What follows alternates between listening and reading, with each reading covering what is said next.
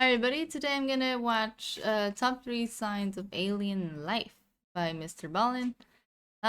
So let's just get right into it. The Pentagon just quietly confirmed the two leaked videos from 2017 that showed these strange objects whipping around our atmosphere are totally authentic, and to this day, they have no idea what they are. Before I get into Yeah, I heard today's that. list, if you're a fan of the strange, dark, and mysterious delivered in story format, then you've come to the right channel because that's all we do, and we upload 3, 4, even 5 times every week. So if that's of interest to you, please order 8 large pizzas to the like button's house and tell the store you'll pay cash at the front door. Also, please subscribe to this channel and turn on all notifications so you don't miss any of our weekly uploads. Alright, let's get into today's stories.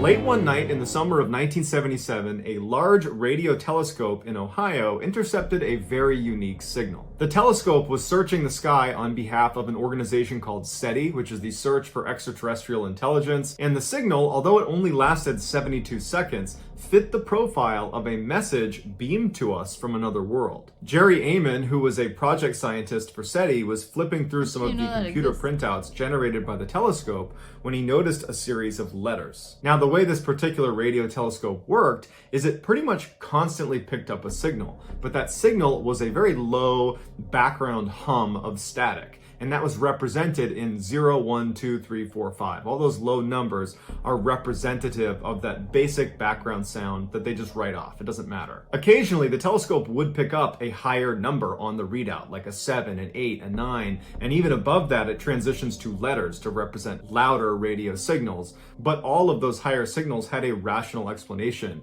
Either they were anomalous or they were tied to something very natural and ordinary. But that particular night in 1977, as the telescope swept across the sky, it picked up a signal that was so strong it surged past 0 through 9 and made its way into the letters all the way up to letter U, and it held it for 72 seconds, representing a signal that was 30 times stronger than what this telescope normally picks up as its baseline. And after those 72 seconds, the telescope eventually passed it, and that signal dropped all the way back down. So when Amon saw this amazing string of letters representing this radio signal, he circled it in red ink and wrote next to it, "Wow!" exclamation point. And from that point forward, this transmission became the WOW signal. One of the main reasons the WOW signal was not immediately cast out as some anomaly or chalked up to some other natural occurrence is because of what we understand about radio wave transmission. The goal of this radio telescope was to try to pick up radio signals coming in from other worlds. And so the way they did that is they opened up a whole bunch of different channels, receivers, they had 50 of them,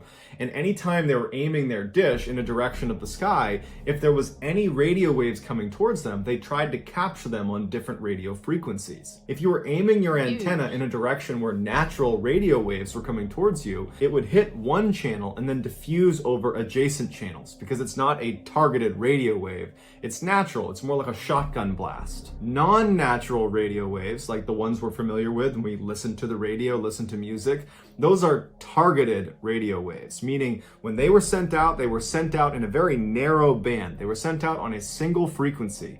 And only people that have turned to that particular frequency or that particular receiver are going to hear your message. That is a non-natural radio wave. The night that the WOW signal was picked up, it was only picked up on one channel. It did not diffuse over the others, meaning the WOW signal is not natural and was created by someone or something. And for the SETI researchers that are literally combing the sky for signs of extraterrestrial life, this is exactly what they were looking for. It is what an intelligent life form would do to try to communicate. They would use one radio frequency to demonstrate this is intentional. But despite decades of professional and amateur astronomers searching the sky for this WOW signal, it's never been found again. While there's many theories about what could have caused the WOW signal, obviously ranging from extraterrestrial life to a comet that passed by in 1977 that we only recently knew about, to a secret spy satellite, the bottom line is, to this day, we cannot adequately explain it. It remains the best evidence of alien communication ever obtained.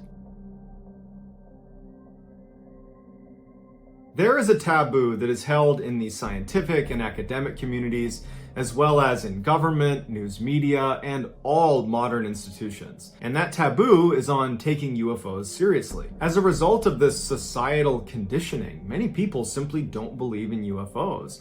And those same people will view others that do believe in UFOs or who are open-minded to it as the crazy people. Yeah. When in reality, UFOs are blatantly real. I mean, Yeah. blatantly so. And they've been whipping around Earth for some time. But because of that taboo, scientists and politicians, they don't want to do the research to figure out why they're here because it's career suicide. And what's worse is there's all sorts of programs, like I'm going to tell you about in a minute, that are designed to keep people conditioned to believe that everything is ponies and rainbows, and there's no aliens, there's no UFOs, there's no anything but Earth. In 1952, a CIA group called the Psychological Strategy Board concluded that the people in the United States are prone to mass hysteria when it comes to UFOs, and that we should be actively debunking any organization or person or group that is trying to get to the bottom of UFOs or other unexplained phenomenon. It seems like the reasoning behind this was to protect the public from themselves. They did not want the public to discover something as momentous as the discovery of a UFO that is connected to extraterrestrials or some other unexplained phenomenon. They didn't want the public to discover that. They wanted the government to make that discovery so it could be controlled, the narrative could be controlled, and they could protect the public from falling into mass hysteria. Now, while we don't know if the government actually listened to this recommendation, I'm sorry. I mean, now we know, and people don't even care. So.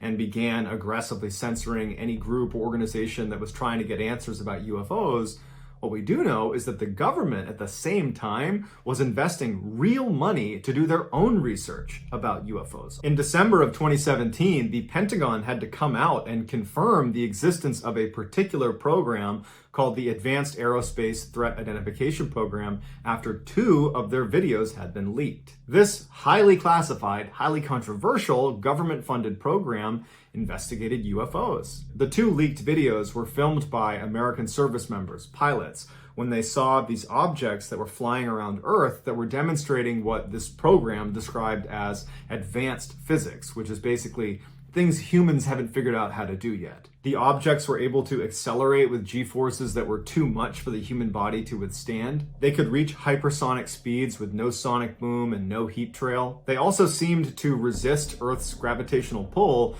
despite not looking particularly aerodynamic enough to have lift or thrust. Metamaterials that came from these UFOs were made up of materials that you can't find naturally on Earth and would be extremely expensive to replicate. According to a Pentagon briefing this group gave in 2009 about all of their research into UFOs, they concluded that the United States would not be able to protect itself against some of the technology they had discovered. And these 2 videos that we're seeing are only the ones that were leaked. And in April of 2020, the Pentagon came out and officially confirmed those 2 leaked videos from 2017 were authentic, and to this day, the crafts or objects that were spotted in those videos are still listed as unidentified. They wouldn't say that unless they made sure it was not just another military craft or some other conventional explanation, meaning, really, we don't know what these things are. Here are the 2 video clips.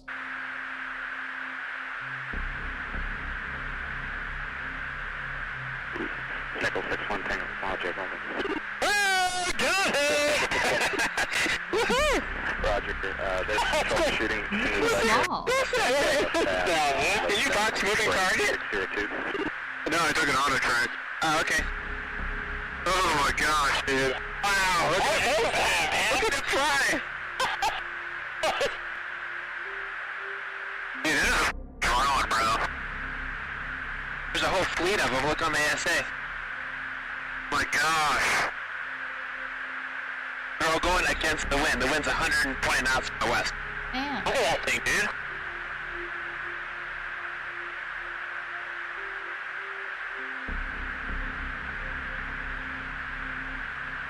That's not our LNS though, is it? It's not. That is the LNS, dude. Well, if there's like... Look at that thing. It's rotating.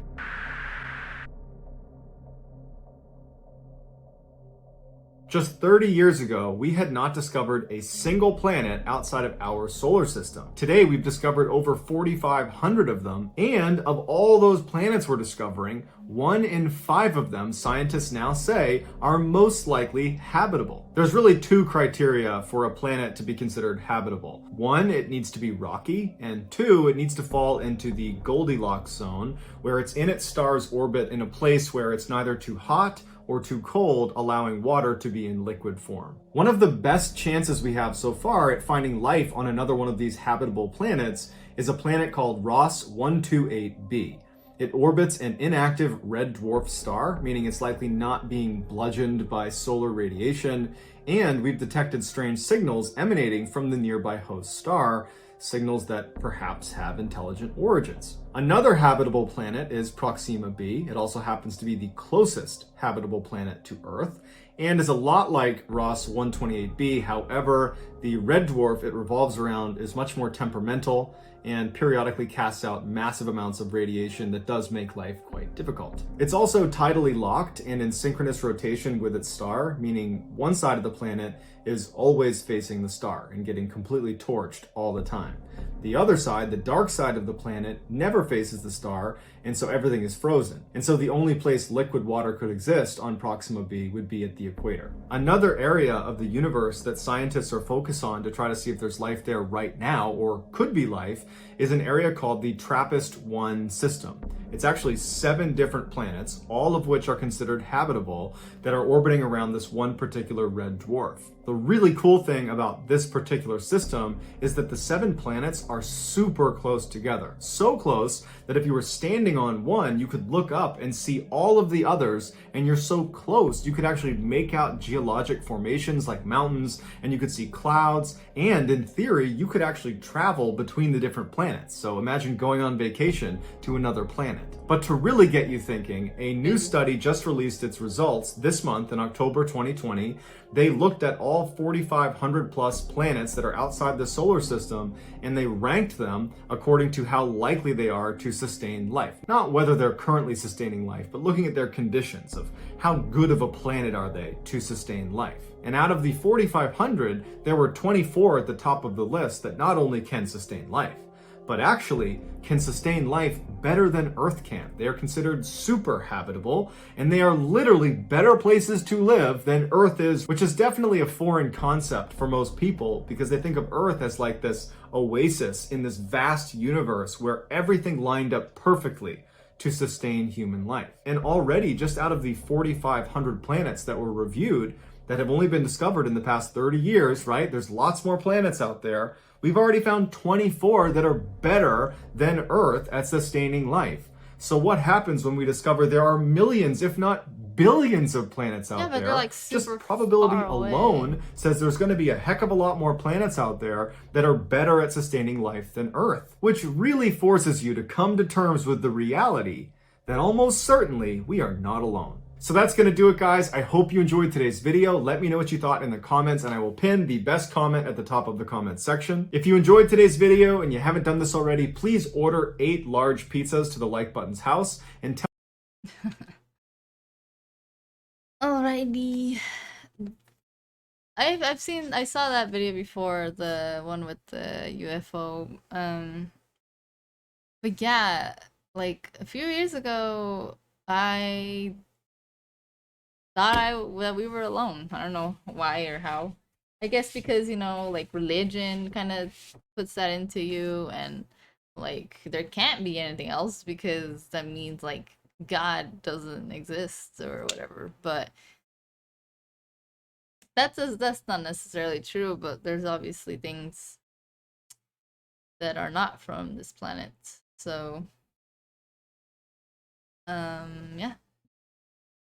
We've seen things before, like because we drive a lot back and forth from where we live, and it's like in the desert, so you can see the sky pretty well, and a lot of times we see like these lights that appear and then just disappear, and it's, you know, shooting stars, they're different because they like go in one direction, right, and you can see them. like their trail, but usually these things, they just don't resemble what a shooting star would look like, and they're definitely not airplanes or helicopters or any of that. So yeah, I'm sure like most people have seen things like that. So yeah, we're definitely not alone in this universe. There's different dimensions. There's like things that we just can't even imagine. So those planets are like super extremely far away, and I feel like getting that technology would be, I mean, maybe we already have it. Never know. The CIA and all of them hide a lot of stuff from us, but anyway, if you guys have any experiences with UFOs or seeing things that you couldn't really explain in the sky, let me know in the comments. I would love to hear them. And there's gonna be an eclipse on Wednesday, so be sure to see that. And thank you so much, everybody, for watching. I hope that you have a good day or night, and I hope to see you guys next time.